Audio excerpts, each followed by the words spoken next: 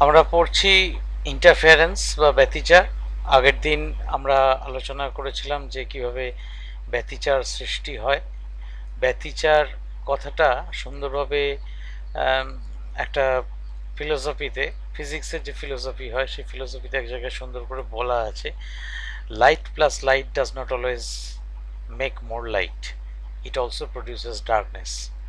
অর্থাৎ আলোর সঙ্গে আলো মিললেই যে সবসময় আরও বেশি উজ্জ্বল আলো তৈরি হবে তা কিন্তু হয় না সবসময়, এটা অন্ধকারও তৈরি করতে পারে।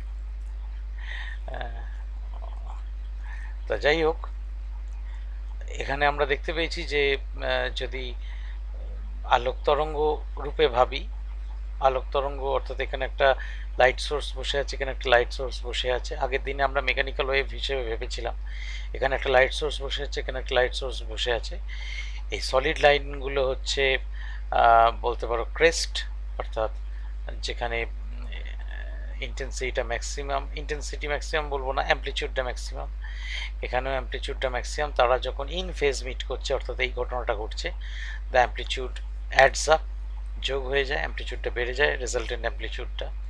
এই জায়গাটায় বলা হয় কনস্ট্রাকটিভ ইন্টারফারেন্স হচ্ছে। আর যেখানে আউট অফ ফেজ মিট করছে, যেমন ধরো এই ডটেড লাইনের সঙ্গে অর্থাৎ নেগেটিভ অ্যামপ্লিচিউডের সঙ্গে পজিটিভ অ্যামপ্লিচিউড মিট করছে, যেখানে সেই সমস্ত জায়গায় আউট অফ ফেজে মিট করছে এবং সেখানে মানে ধ্বংসাত্মক ব্যতিচার বা ডিস্ট্রাকটিভ ইন্টারফারেন্স তৈরি হচ্ছে। তা যাই হোক, আমরা এইটা ধরে নিয়ে কিছু ক্যালকুলেশনস দেখব, কোথায় কনস্ট্রাকটিভ ইন্টারফারেন্স হচ্ছে, কোথায় ডিস্ট্রাকটিভ ইন্টারফারেন্স হচ্ছে। বেশ, আমরা এক্ষেত্রে দেখি, একটু কাটাকুটি আছে, একটু দেখে নাও কষ্ট করে, যে কনস্ট্রাকটিভ ইন্টারফারেন্সের ক্ষেত্রে তরঙ্গগুলি সমদশায় মিলিত হতে হবে। এটা আমি এর আগেও বলেছি, the waves have to interfere in same phase, একই ফেজে।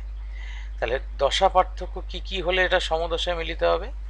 না, 0 হলে, 2 পাই হলে, 4 পাই হলে। এটা কি করে জানলেন স্যার? বেশ, জানার জন্য একটুখানি আমরা পুরনো পড়ায় ফিরে যাই। এইখানে যদি 0 ধরি, 2 পাই কোনটা? এই জায়গাটা 2 পাই হয়। তাহলে ন্যাচারালি আবার তো এখান থেকে একটা তরঙ্গ সৃষ্টি হচ্ছে নতুন করে। তাহলে একটা তরঙ্গকে সরিয়ে এনে আবার যদি এখানে ফেলি, তাহলে কতটা পথ সরলাম, কতটা ফেজ শিফট হলো? 2 পাই পরিমাণ। তাহলে একটা তরঙ্গের সঙ্গে আর একটা তরঙ্গ যদি 0-তে মিট করে তাহলেও কনস্ট্রাকটিভ হবে। একটা তরঙ্গ উপর আর একটা তরঙ্গকে আমি যদি এখান থেকে 2 পাই পরিমাণ সরিয়ে, অর্থাৎ এখান থেকে এতটা সরিয়ে যদি ফেলি, তাহলে সেখানেও আবার ইন ফেজ হয়ে যাবে। অর্থাৎ তার মানে দশা পার্থক্য বা ফেজ ডিফারেন্সটা হতে হবে 0, 2 পাই, 4 পাই, অর্থাৎ সহজ কথায় বলতে গেলে এইরকম ইভেন মাল্টিপলস অফ পাই। হ্যাঁ, ইভেন মাল্টিপলস অফ পাই হতে হবে। ইভেন মাল্টিপলস অফ পাই এর একটা জেনারেল ফর্মুলা আমরা লেখার চেষ্টা করেছি, pi equal to 2m pi, m equal to 0, 1, 2। বুঝতেই পারছো, 0 বসালে তখন এই 0টা পাবো, আর 1 এর জন্য 2 পাই, 2 এর জন্য 4 পাই, এইভাবে চলতে থাকবে। তাহলে আমাদের পথ পার্থক্য মানে পাথ ডিফারেন্সের সঙ্গে ফেজ ডিফারেন্সের কি রিলেশন ছিল? পাথ ডিফারেন্স হচ্ছে λ/2 পাই ইন্টু ফাই। এটা ফাইটা হচ্ছে ফেজ ডিফারেন্স, এই রিলেশনটা আগেই দেখেছি। তাহলে ফাই যখন 2m পাই, এটা জেনারেল ফর্মুলা বসিয়ে দেবো। তাহলে 2 ক্যান্সেলস আউট, পাই ক্যান্সেলস আউট, তাহলে পড়ে রইল m ল্যামডা। তাহলে m ল্যামডা, m এর ভ্যালু 0, 1, 2 এগুলো যদি পরপর বসাই, তাহলে কি কি ভ্যালুগুলো পাবো? 0 পাবো, ল্যামডা পাবো, 2 ল্যামডা পাবো, 3 ল্যামডা পাবো। অর্থাৎ যেটা বললাম, একটা গোটা ওয়েভলেন্থ বা দুটো গোটা ওয়েভলেন্থ বা তিনটে গোটা ওয়েভলেন্থ, এইরকম যদি অন্তর অন্তর একটা ওয়েভের সঙ্গে আরেকটা ওয়েভ মিট করে, যেখানে যেখানে মিট করবে সেখানে আমার কনস্ট্রাকটিভ ইন্টারফারেন্স হবে। মাঝামাঝি মিট করলে হবে না। ডিস্ট্রাকটিভ ইন্টারফারেন্সে আসি। এগুলো একটুখানি ছবি এঁকে ভাবো, কল্পনা করো, তাহলেই বুঝতে পারবে।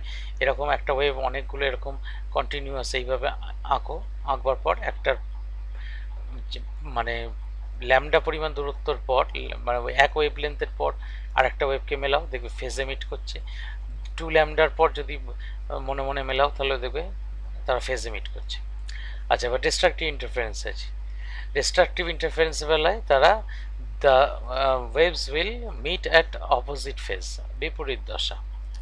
তাহলে দশা পার্থক্য বিপরীত দশা মানে হচ্ছে একটা আর একটা, তাহলে পাই হবে, অর্থাৎ একটা উপরের দিকে গেলে একটা তলার দিকে। অর্থাৎ এই ছবিতে ফিরে এলাম, এই ছবিটায় অর্থাৎ এইখানে তার মানে ধরো এই তরঙ্গটা মনে মনে তুমি মনে মনে পাই পরিমাণ শিফট করো, মানে এইটা তো হচ্ছে গোটাটা 2 পাই, এইখান থেকে এইটা আমি দাঁড়াও একটুখানি লেট মি ম্যাগনিফাই, এইখান থেকে এই দূরত্বটা হচ্ছে ফেজের হচ্ছে 2 পাই, তাহলে এই তরঙ্গটাকে আমি যদি শিফট করি কতটা না, এই তরঙ্গটাকে যদি আমি পাই পরিমাণ শিফট করি তাহলে এইটার সঙ্গে মিলে যাবে, বা পাই পরিমাণ এদিকে পিছিয়ে আনি তাহলেও এইটার সঙ্গে মিলে যাবে।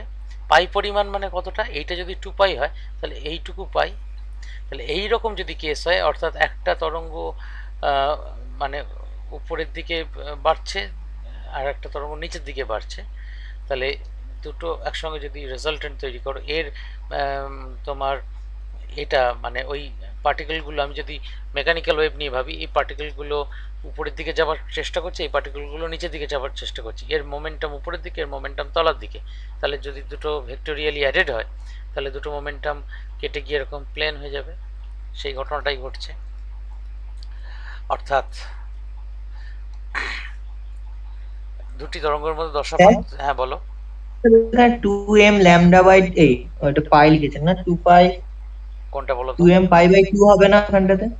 কোথায়? পথপার্থক্য lambda by 2 pi into pi equal to, মানে ওই এইখানে যে কনস্ট্রাকটিভের ক্ষেত্রে এই 2 কেটে একটা গেল, বাই 2, একটা বাই 2 থাকবে না? এই 2টা কেটে গেল না, তাও ওটা এই 2m ল্যামডা হবে না? এই তো 2m ল্যামডা তো 2m পাই বসিয়েছি, 2m পাই আমি যেরকম মানে ধরছি, তুমি যদি শুধু এটাকে এম পাই ধরতে তাহলে একটা বাই 2 থাকতো, আমি তো ইচ্ছে করে এটাকে এইরকম ফর্মে আনবো বলে ইচ্ছে করে 2m পাই বসিয়েছি, তাহলে আমার 2 ক্যান্সেলস আউট। হ্যাঁ, ঠিক আছে, সেটা তোমার বুঝতে ধরার পেরেছি। উপর। ও হ্যাঁ হ্যাঁ। আচ্ছা, এইবার ডিস্ট্রাকটিভ ইন্টারফারেন্সের বেলায় এসো, তাহলে ফেজ ডিফারেন্স হবে পাই 3 পাই, ওখানে ইভেন মাল্টিপলগুলো পেয়েছিলাম, এখানে অড মাল্টিপলগুলো পাচ্ছি আর কি। এখানে দেখো 2 পাই 4 পাই তার মানে ইভেন মাল্টিপলগুলো পেয়েছিলাম, এখানে অড মাল্টিপলগুলো পাচ্ছি। এখানে এটাকে যদি জেনারেলাইজ ভার্সনে নিয়ে যাওয়া হয় তাহলে ফাই হচ্ছে 2m+1 পাই, যেখানে m0 1 2, এম এর ভ্যালু 0 বসালে পাই হয়, এম এর ভ্যালু 1 বসালে 2+1 মানে 3 পাই, 2m এর ভ্যালু 2 বসালে 5 পাই, এইভাবে চলে আর কি। তাহলে এখানে পাথ ডিফারেন্স কত হবে?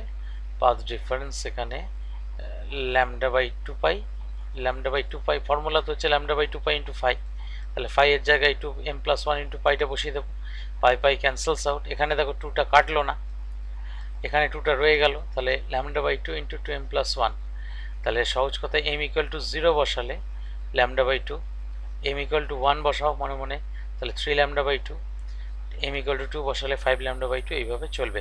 কিন্তু মজাটা দেখো, ল্যামডা বাই 2 আর 3 ল্যামডা বাই 2 এদের মধ্যে গ্যাপটা হচ্ছে ল্যামডা বাই 2, তেমনি 5 ল্যামডা বাই 2 আর 3 ল্যামডা বাই 2 এদের মধ্যেও গ্যাপটা হচ্ছে ল্যামডা বাই, না আমি ভুল বলছি, এদের মধ্যে গ্যাপটা হচ্ছে ল্যামডা, এদের মধ্যেও গ্যাপটা হচ্ছে ল্যামডা, এদের মধ্যেও গ্যাপ ল্যামডা, এদের মধ্যেও গ্যাপ ল্যামডা, অর্থাৎ দুটো পরপর ডিস্ট্রাকটিভ ইন্টারফারেন্সের মধ্যে গ্যাপ, এইটা থেকে এইটা সাবট্রাক্ট করলে ল্যামডা হয়, এইটা থেকে এটা সাবট্রাক্ট করলে ল্যামডা হয়।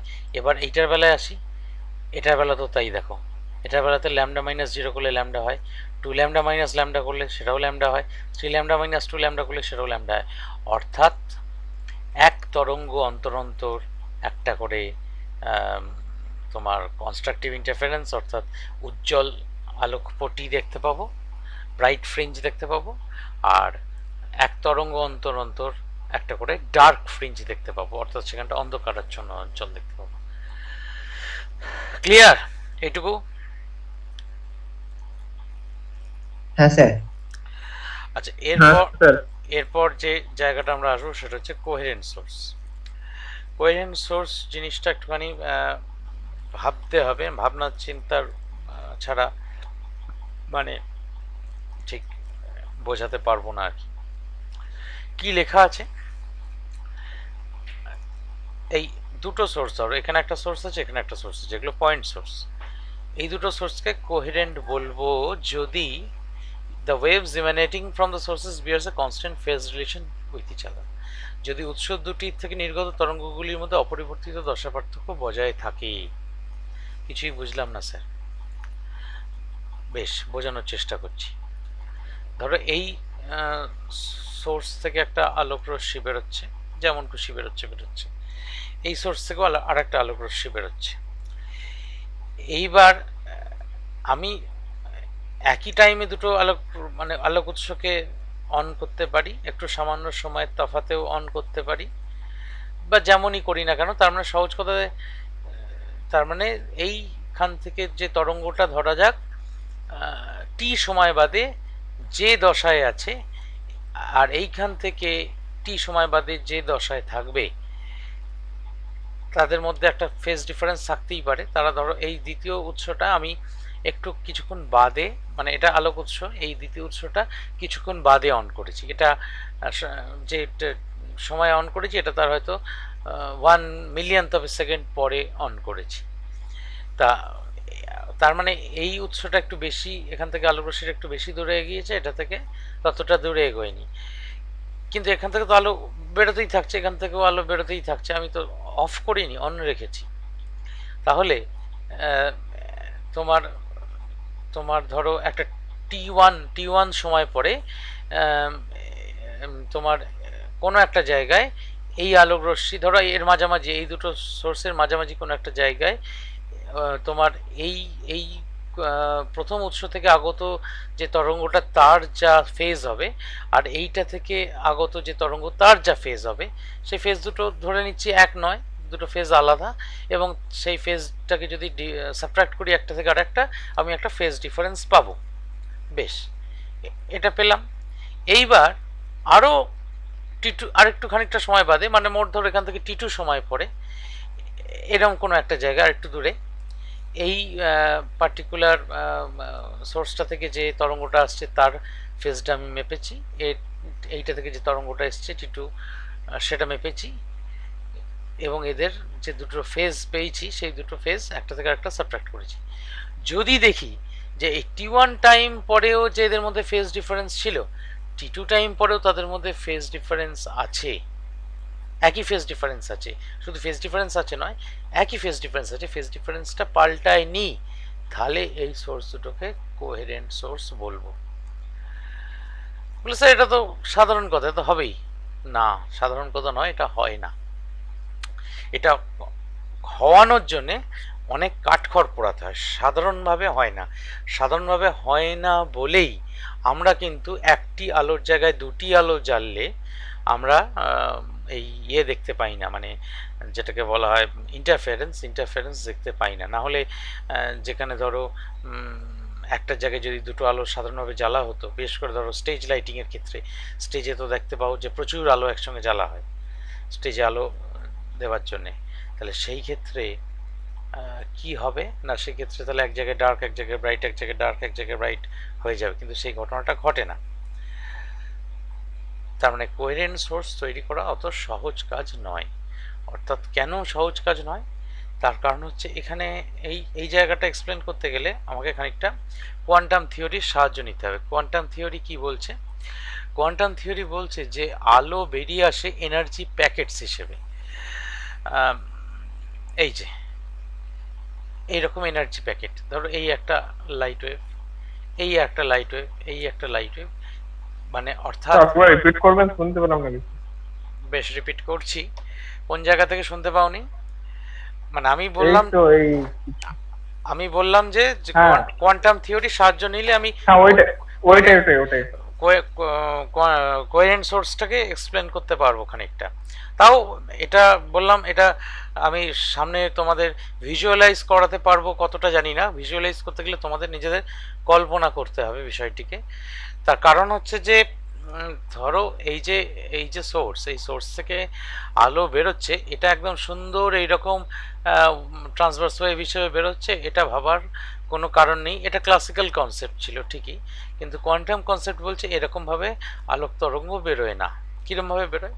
এইটুকু ধরো, এই একটা মানে সেই একটা স্পার্কের মতো বেরোলো, আবার একটু সময় বাদে আবার একটা এরকম স্পার্কের মতো বেরোলো। অর্থাৎ সহজ কথায় কেন এরকম, মানে কোয়ান্টাম থিওরি কেন এরকম বলছে না, তারও পেছনে যুক্তি আছে। যে আমাদের তো ধরো আমি একটা শুধু সাধারণ ইনক্যান্ডেসেন্ট বাল্বের কথাই ভাবি, যেগুলো আমাদের ফিলামেন্ট বাল্ব, সেই বাল্বের কথাই যদি ভাবি, তার ফিলামেন্ট কি করে না, ফিলামেন্ট তার মধ্যে দিয়ে ইলেকট্রিসিটি পাস করে যখন, জুলস ল অফ হিটিং অনুযায়ী সেটা গরম হয় এবং সেখান থেকে হিট এবং লাইট তৈরি হয়। এটা আমরা অলরেডি পড়ে এসছি। কিন্তু আসল ঘটনাটা কি হয় অ্যাটমিক লেভেলে যদি ভাবি, অর্থাৎ ওইখানে যে অ্যাটমগুলো আছে ওই ফিলামেন্টের, সেই অ্যাটমগুলোর যেটা আউটার মোস্ট শেল ইলেকট্রনস, সেগুলো এনার্জি অ্যাবজর্ব করে, ওই ইলেকট্রিক্যাল এনার্জি অ্যাবজর্ব করে। সেই ইলেকট্রিক্যাল এনার্জি অ্যাবজর্ব করে আউটার মোস্ট শেল ইলেকট্রনস তো কারেন্ট ক্যারি করে নিয়ে যাচ্ছে, তাছাড়াও যে অন্যান্য ইলেকট্রনসগুলো বসে আছে তারা এনার্জি অ্যাবজর্ব করে হায়ার এনার্জি স্টেট অ্যাটেন্ড করে, হায়ার এনার্জি স্টেট লাভ করে, এবং তারপর তারা বেশিক্ষণ ওই স্টেটে থাকতে পারে না, they again come to its original state, আগেকার স্টেটে ফিরে আসে, এবং যখন ফিরে আসে তারা কিছুটা পরিমাণ শক্তি in the form of light energy, আমাদের ভিজিবল লাইট এনার্জি হিসেবে যদি ছাড়ে, আমরা সেটাকে ভিজিবল লাইট হিসেবে দেখতে পাবো। আবার ও এনার্জি নেবে ইলেকট্রনের থেকে, অর্থাৎ যে ইলেকট্রনটা কারেন্ট ক্যারি করছে, অর্থাৎ ওর মধ্যে দিয়ে তো কারেন্ট ফ্লো করছে, অর্থাৎ যেগুলো তোমার আউটার মোস্ট শেল ইলেকট্রন, যাদেরকে কন্ডাকশন ইলেকট্রন বলা হয়, তারা কারেন্ট ক্যারি করে নিয়ে যাচ্ছে, তাদের সঙ্গে ধাক্কাধাক্কি হচ্ছে, বা somehow the other electrons are gaining energy again they are going to the higher energy level, and since they cannot stay in that level for long time, they release that energy and again come down to their original energy level. অর্থাৎ ওই যখন তারা original energy লেভেলে ফিরে আসছে, তারা তখন এইটুকু এনার্জি ছেড়ে দিল, আবার পরের উঠলো আবার এনার্জি নিয়ে হায়ার এনার্জি স্টেটে, আবার একটুখানি এনার্জি ছেড়ে দিল। অর্থাৎ প্রথম যে এনার্জি ছেড়েছিল তার এবং তারপরে যে এনার্জি ছাড়লো, কারোর সঙ্গে কারোর লিঙ্ক নেই। এমন তো হতেই পারে প্রথম একটা ইলেকট্রন একটা এনার্জি স্টেট থেকে আরেকটা এনার্জি স্টেটে একবার এনার্জি রিলিজ করে নামলো, তারপরে সে হয়তো বেশ খানিক্ষণ বাদে আবার সেই এনার্জিটা পেলো হায়ার এনার্জি স্টেটের উঠবার জন্যে, সে সঙ্গে সঙ্গে ইনস্ট্যান্টেনিয়াসলি পেলো না। সুতরাং এই ঘটনাটা খুব র্যান্ডাম ঘটে, মানে কোন ইলেকট্রনটা কখন হায়ার এনার্জি স্টেটে উঠবে এবং কোন ইলেকট্রনটা কোন শেল থেকে কোন শেলে জাম্প করবে, এনার্জি লেভেল থেকে কোন এনার্জি লেভেলে জাম্প করবে, এটা কিন্তু প্রেডিকশন করা অত সহজ নয়। তা সহজ নয় বলেই আমরা ধরে নিচ্ছি এইরকম ওয়েভ প্যাকেটস আসলে বেরোয়। তাহলে বুঝতেই পারছো একটা উৎস থেকে এরকম অসংখ্য ওয়েভ প্যাকেটস বেরোয়, তাহলে তাদের মধ্যেই কোহেরেন্স থাকার কথা নয়, এরকম কনস্ট্যান্ট ফেজ রিলেশন থাকার কথা নয়। তাহলে যদি দুটো আলাদা আলাদা সোর্স হয়, তাহলে তো কোনোভাবেই আমাদের পক্ষে সম্ভব নয়। কারণ আমাদের এই যে ধরো যেগুলো তোমার ইনক্যান্ডেসেন্ট বাল্ব, সেই বাল্বের আলোটা মোটামুটি আমরা ইয়েলোইশ হোয়াইট আলো পাই সাধারণভাবে। তাহলে ওই ইয়েলোইশ হোয়াইট আলোর মধ্যে দেয়ার আর সেভারাল ওয়েভলেন্থস প্রেজেন্ট, মানে আমি তো ওই কালারটা এমনি এমনি পাচ্ছি না, ওই কালারটা পাচ্ছি মানে অবটেন করছি মানে তার মধ্যে লাল আছে, কমলা আছে, হলুদ হয়তো একটু বেশি আছে, ব্লুও আছে খানিকটা, কারণ আমি ওই আলোকে যদি প্রিজমের মধ্যে দিয়ে পাঠাই উইল গেট এ স্পেকট্রাম, আমরা একটা স্পেকট্রাম সত্যিই পাবো। সূর্যের আলোর মধ্যেও একই ঘটনা ঘটে, সূর্য থেকে যে আলো আসে তার মধ্যে স্পেকট্রাম পাই কেন না, অনেক রকমের আলো মিশে থাকে বলে। ইভেন ধরো ইনক্যান্ডেসেন্ট বাল্ব থেকে যে হিট এনার্জিটা পাই, সেই হিট এনার্জিটাও কিন্তু আমরা এটাকে ইলেকট্রোম্যাগনেটিক ওয়েভ হিসেবে ভাবতে পারি, which lie in the infrared region. Infrared electromagnetic ওয়েভটাই আসলে হিট ওয়েভ। সূর্য থেকে যে তাপশক্তি পৃথিবীতে আসে, ধরো মাঝখানে তো কোনো মিডিয়াম নেই, the only way of coming hit energy to earth is the way of radiation. তাহলে রেডিয়েশনের জন্য বুঝতেই পারছো রেডিয়েশন কার পক্ষে করা সম্ভব, একমাত্র ইলেকট্রোম্যাগনেটিক ওয়েভই ইট ক্যান প্রপাগেট, মানে ইন এ মিডিয়ামলেস সিস্টেম, যেখানে কোনো মিডিয়াম নেই সেখানে একমাত্র একটা ইলেকট্রোম্যাগনেটিক ওয়েভই প্রপাগেট করতে পারে। হ্যাঁ অবশ্যই সেটা ইলেকট্রোম্যাগনেটিক ওয়েভ, হিট ওয়েভটা, এবং তার ওয়েভলেন্থটা মোটামুটি ইনফ্রারেড। আমরা যেটা দেখতে পাই না যে লাল, সেই লালটাকে বলা হয় ইনফ্রারেড, বাংলায় বলে অবলোহিত তরঙ্গ। তা যাই হোক, যেটা বলার তার মধ্যে তার মানে একটা বাল্বের ফিলামেন্টের মধ্যে থেকে অসংখ্য ধরনের আলো বেরিয়ে আসছে এবং যার কারোর সঙ্গে কারোর কোনো মিল নেই, কোনো কানেকশন নেই, কোনো লিঙ্ক নেই, তাহলে আমি how can I expect to get A constant phase relation? আমি কোনোভাবে কনস্ট্যান্ট ফেজ রিলেশন তাদের মধ্যে পাবো না। তাহলে ন্যাচারালি কি হবে, আমার তাহলে ইন্টারফারেন্স প্যাটার্ন আমার আসবে না, তৈরি হবে না। আসলে যেটা ঘটনাটা ঘটে সেটা হচ্ছে সাধারণ আলোর ক্ষেত্রে কিন্তু ইন্টারফারেন্স ঘটে, ঘটে না তা নয়। কেন ঘটবে না, কেন কেন ঘটে বললাম, কারণ ধরো সাধারণ আলো, সেই ইনক্যান্ডেসেন্ট বাল্ব, যে আমাদের সাধারণ ফিলামেন্ট বাল্ব, সেই বাল্বের থেকে যে আলো বেরোয়, ধরা যাক সেখান থেকে যে ইয়েলো ওয়েভলেন্থের যে আলোটা বেরোচ্ছে, সেই আলোটা ধরো আফটার সাম টাইম সেই যে ওয়েভ ফ্রন্টটা তৈরি করছে, হাইগেন্স তো বলে দিয়েছেন যে every point on the wave front is a source of secondary wavelet. তাহলে সেই যে আলোটা বেরিয়ে এসছে তার যে ওয়েভ ফ্রন্টটা, সেইখানে দুটো পয়েন্ট, সেখানে তো অসংখ্য পয়েন্ট আছে, সেই অসংখ্য পয়েন্টের মধ্যে যে কোনো দুটো পয়েন্ট তুমি মনে মনে ভেবে নাও, সেই দুটো পয়েন্টের মধ্যে তো একটা ফেজ রিলেশন থাকবে নিশ্চয়ই।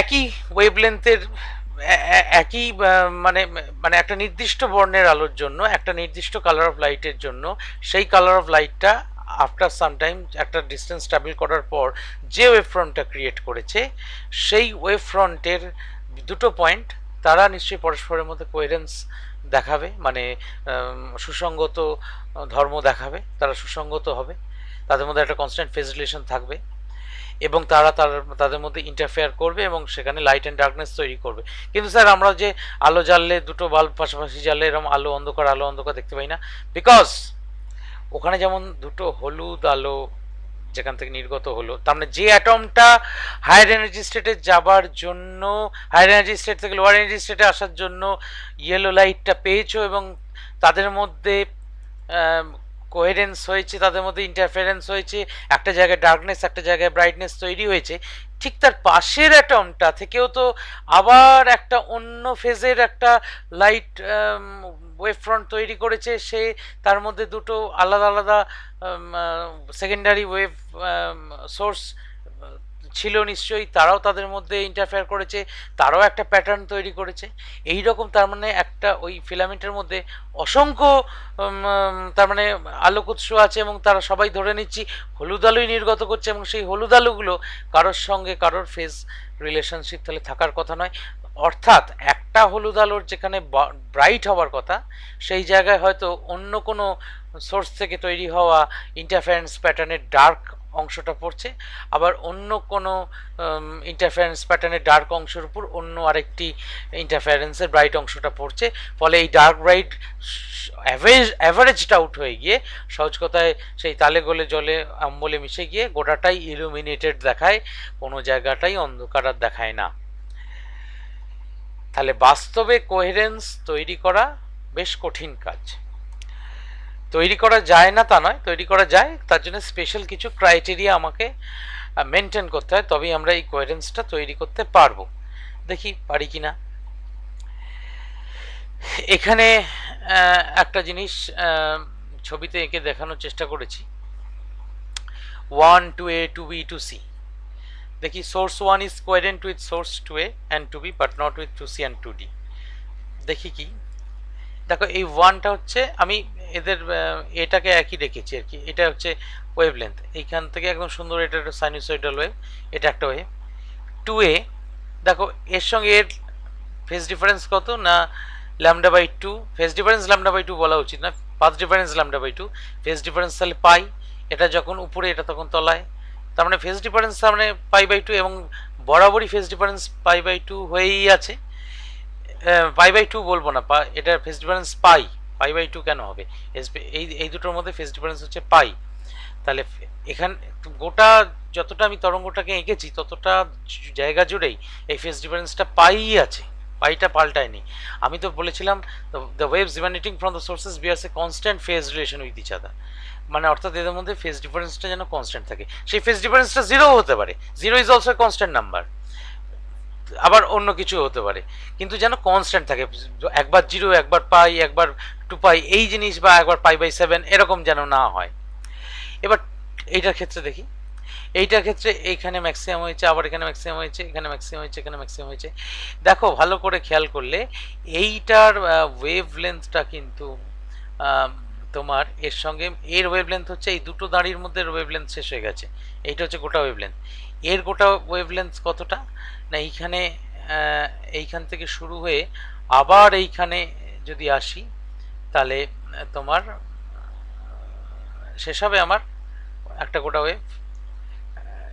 এখানেও মনে হচ্ছে আমার কথাটা এখানে এটা টু সির সঙ্গে টু এই যে আমি লিখেছি source one is coherent with two A and two B. হ্যাঁ, টু বির সঙ্গেও এটা একই ফেজ রিলেশন বজায় রাখছে, বিকজ এর ওয়েভ লেন্থও দেখো এইটা, অর্থাৎ দুটো দাঁড়ি, অর্থাৎ আমাদের এই যে স্কেল, এই স্কেলের দুটো ঘর, এরও ওয়েভ লেন্থ এখান থেকে শুরু করে এখানে শেষ, একটা ওয়েভ শেষ, আবার এখান থেকে আবার এখানে একটা ওয়েভ শেষ, এটাও তো একটা ওয়েভ লেন্থ।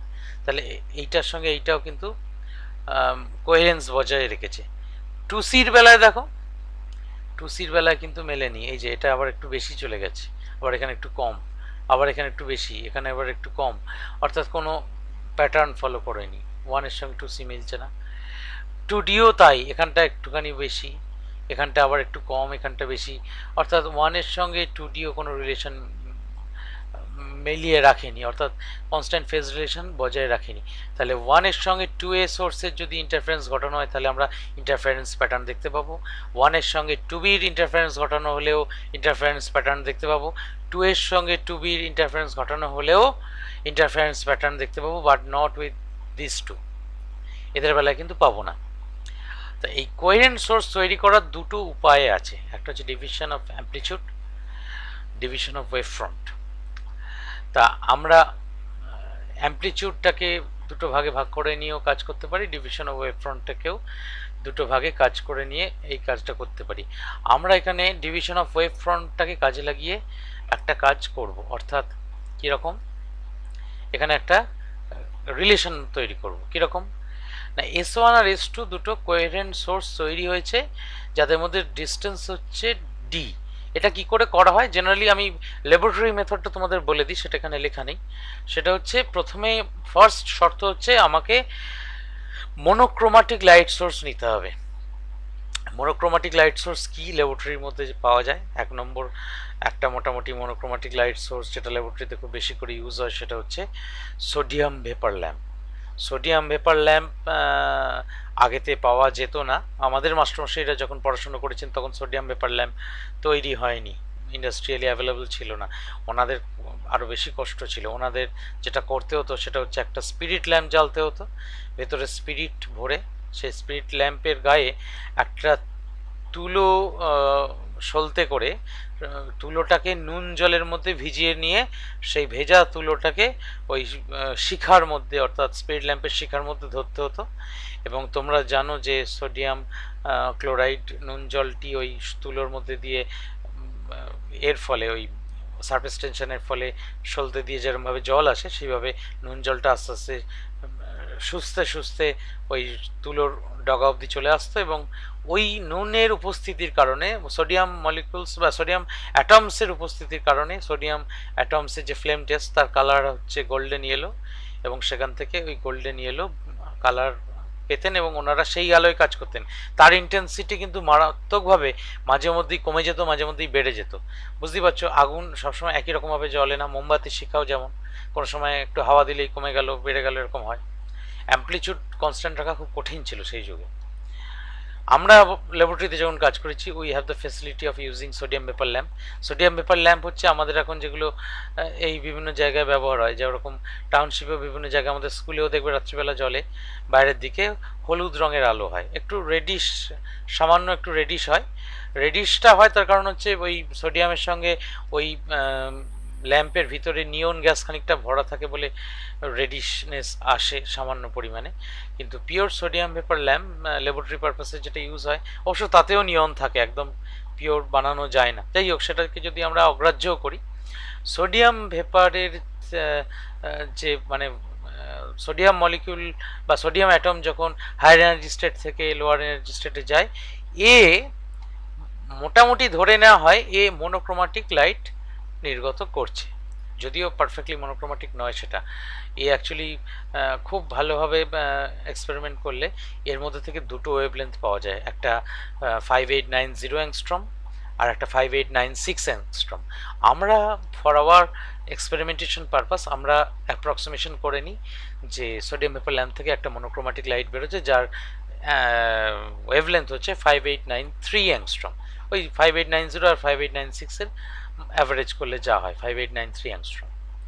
তো সেই সোডিয়াম ভেপার ল্যাম্প কোথাও এইরকম কোনো একটা জায়গায় বসে আছে, তার সামনে একটা পর্দা রাখা আছে, পর্দার মধ্যে ওপেক পর্দা, মানে যাতে কোনো আলো না আসে। এবার সেই পর্দার দুটো এরকম ফুটো করা আছে, সেই ফুটো দিয়ে এইখান দিয়ে একটা, তার মানে এই S1 is a point source, S2 is another point source.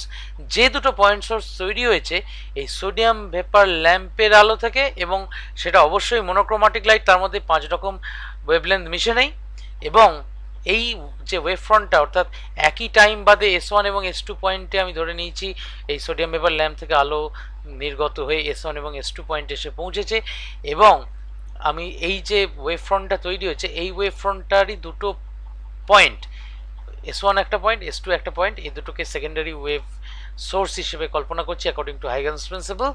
এবং এই দুটো পয়েন্টের থেকে যে আলোটা বেরোবে, these two the light coming from these 2 points will produce a interference pattern at the screen। এখানে পর্দা রাখা আছে, এই যে লাইনটা হচ্ছে এটা হচ্ছে পর্দা। যা বললাম বোঝা গেল? হ্যাঁ স্যার, বোঝা গেছে। এইবার এই যে S1 S2 এই দুটোর মধ্যে ডিফারেন্স বলেছি, ডিস্টেন্স হচ্ছে স্মল ডি। এই সোর্স দুটো যেখানে আছে সেখান থেকে পর্দা ডিস্টেন্স ক্যাপিটাল ডি, এবং এই দুটোর মিড পয়েন্ট থেকে আমি যদি পর্দার উপরে একটা লম্ব টানি, পারপেন্ডিকুলার টানি, এই ডটেড লাইনটা হচ্ছে সেই লাইন। আর এইখান থেকে একটা সার্টেন ডিস্টেন্স ওয়াই ডিস্টেন্স দূরে পি পয়েন্টে কি অবস্থা হবে, এখানে ইন্টারফারেন্সটা কীরকম হবে, কনস্ট্রাকটিভ হবে না ডিস্ট্রাকটিভ হবে, সেটার হিসেব করবো বলে এখানে একটা আরবিট্রারি পয়েন্ট পি নিয়েছি। এইখান থেকে একটা স্ট্রেট লাইন টেনেছি, এই ডটেড লাইনটা, মাঝের যে ডটেড লাইনটা এইটা হচ্ছে পি, এবং এই ডটেড লাইনটা দেখো থিটা অ্যাঙ্গেল করেছে, ডটেড লাইনটা এর সঙ্গে থিটা অ্যাঙ্গেল করেছে। আর কি কি করেছি, S1 এর সঙ্গে পি যোগ করেছি, S2 এর সঙ্গে পি যোগ করেছি, আর S1 থেকে এই S2 পি এর উপর একটা পারপেন্ডিকুলার টেনেছি, যে পারপেন্ডিকুলারটা ধরে নিচ্ছি এন্ড পয়েন্টে গিয়ে ছেদ করেছে।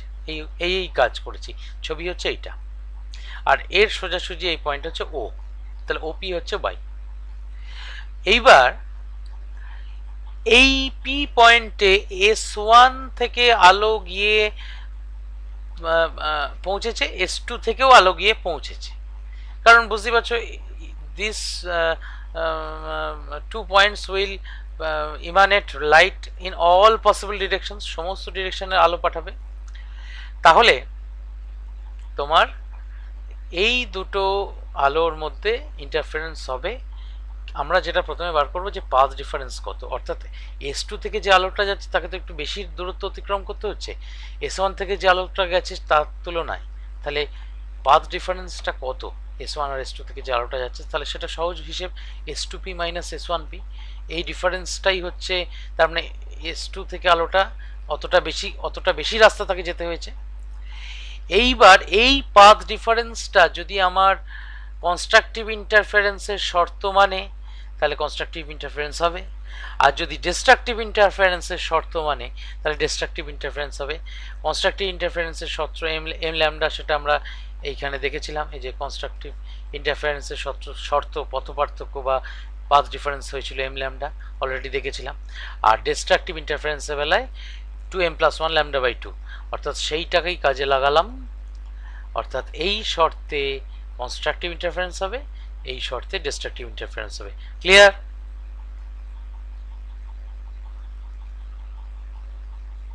হ্যাঁ স্যার। বেশ, এরপর আসি S2p minus S1p equal to d sine theta. এই d সাইন থিটা কোথা থেকে আমদানি করলেন স্যার, দেখি পারি কিনা। d সাইন থিটাটা কি করে এলো, এই যে ছবিটা এইখানটা আমরা একটু ম্যাগনিফাই করে এঁকেছি আমাদের বোঝার সুবিধের জন্য। দরকার হলে আরেকটু ম্যাগনিফাই করে নিতে পারি আমরা। বেশ, দেখো সেটা হচ্ছে এই ডিস্টেন্সটা ছিল ডি, এইটা হচ্ছে S1। এই S1 থেকে আমি এখানে পারপেন্ডিকুলার বা লম্ব টেনেছিলাম। এই মাঝখানে যেটা ডটেড লাইন ছিল এখানে সলিড লাইন এঁকেছি। এই অ্যাঙ্গেলটা ছিল থিটা, আগেই বলে দিয়েছি। এইটা যদি থিটা হয়, এর প্যারালাল যে লাইনটা হবে সেটার সঙ্গে এই অ্যাঙ্গেলটা থিটা হবে ন্যাচারালি। অর্থাৎ এই ছবিতে আমি যদি এই লাইনটার সঙ্গে প্যারালাল আর একটা লাইন এখানে টানি S2 থেকে পর্দা অবধি, তাহলে এইটা আর এইটা পরস্পরের সঙ্গে তো প্যারালাল, তাহলে করেসপন্ডিং অ্যাঙ্গেল বা অনুরূপ কোণ হিসেবে এই PS2 আর এই লাইনটা মিলেও একটা থিটা কোণ তৈরি করবে। তাই করেছে এখানে, এটা হচ্ছে থিটা কোণ। এইবার এইটা যদি থিটা হয়, এইটা 90 ডিগ্রি, মাইন্ড দিস। আবার এই গোটাটা কত? এই গোটাটাও তো 90 ডিগ্রি। এই লাইনটা S1 S2 তো এই লাইনটার সঙ্গে 90 ডিগ্রি, তাহলে এই কোণটা যেখানটা হাতটা রেখেছি এই জায়গাটাতে আমরা 90 মাইনাস থিটা, এইটা 90, এটা 90 minus theta, so this should be obviously theta. অর্থাৎ এই অ্যাঙ্গেলটা থিটা হতেই হবে। ক্লিয়ার না ক্লিয়ার নয় বলো? এটা জাস্ট প্লেন ইউক্লিডিয়ান জিওমেট্রি বলছি। একদম স্যার।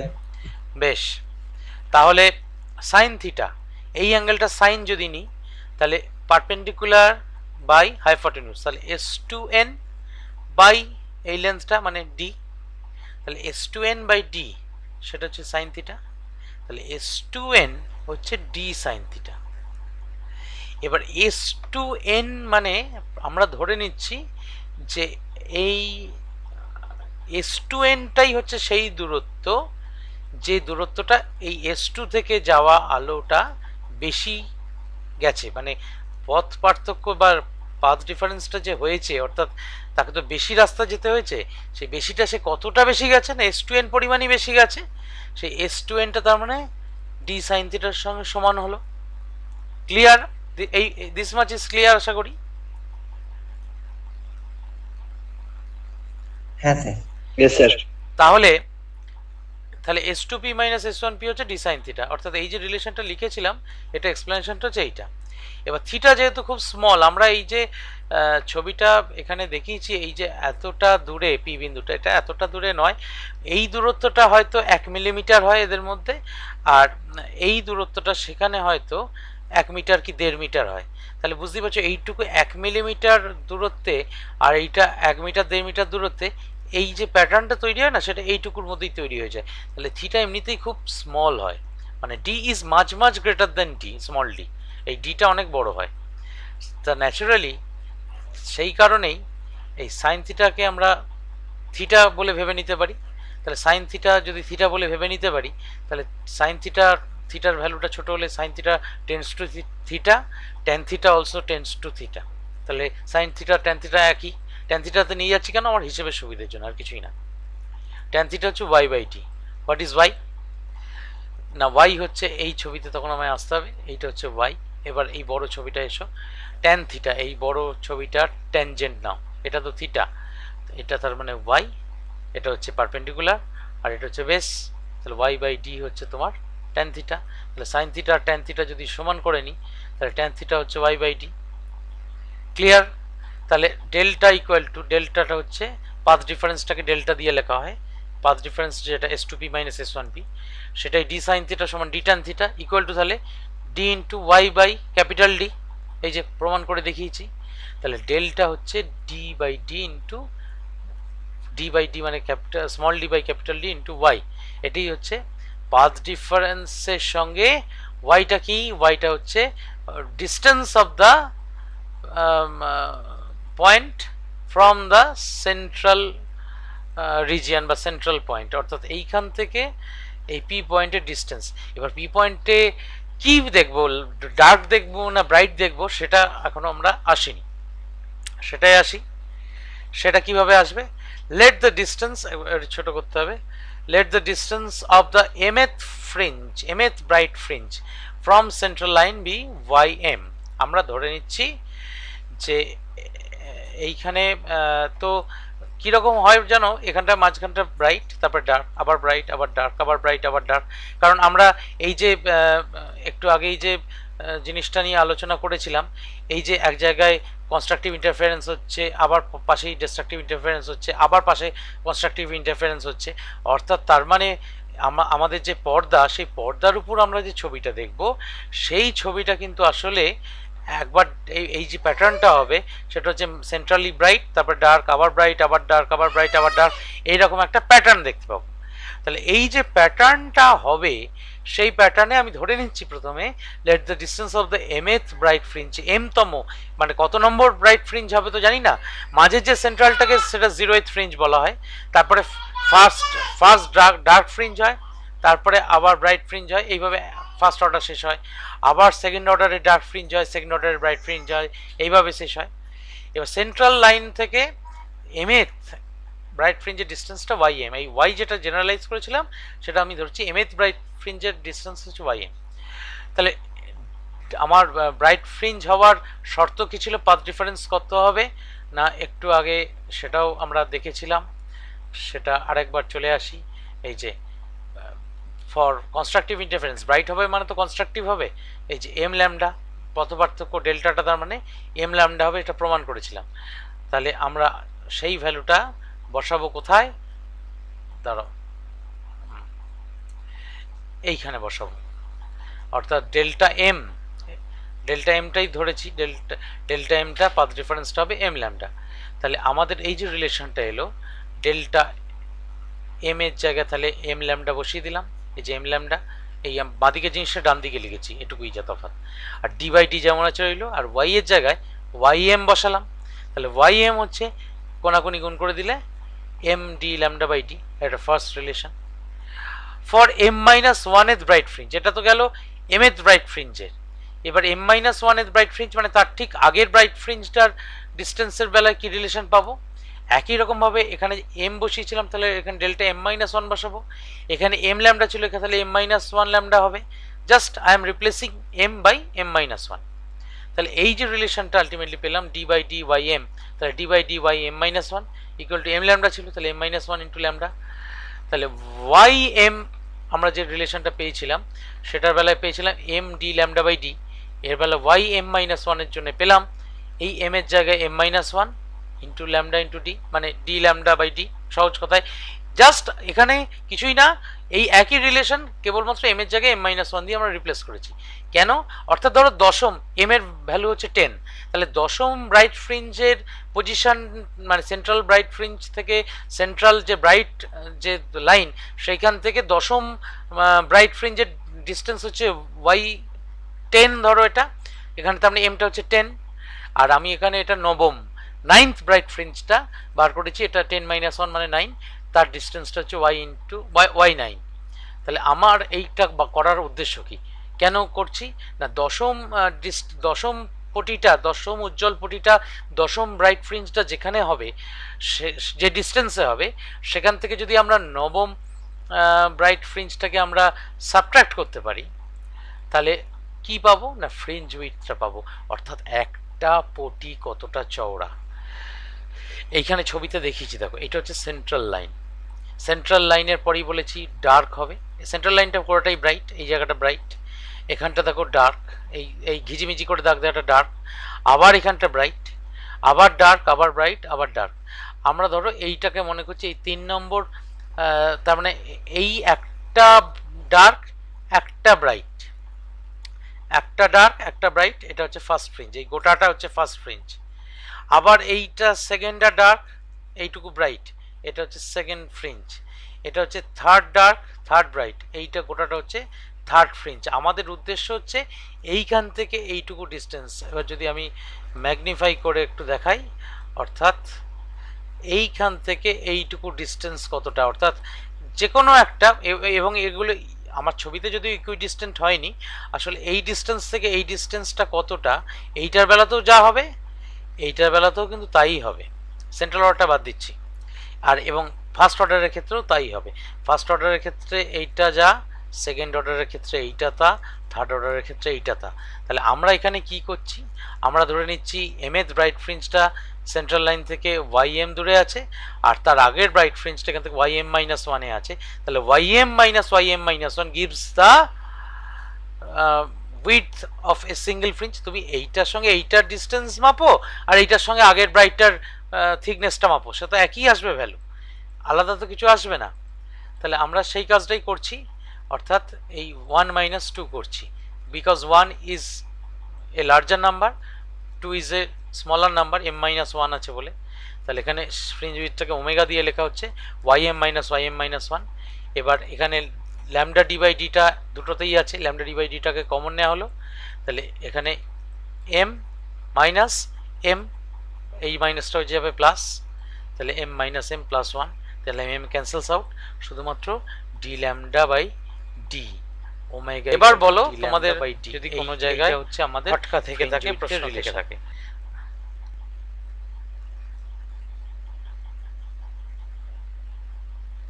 না স্যার, কোনো প্রবলেম নেই।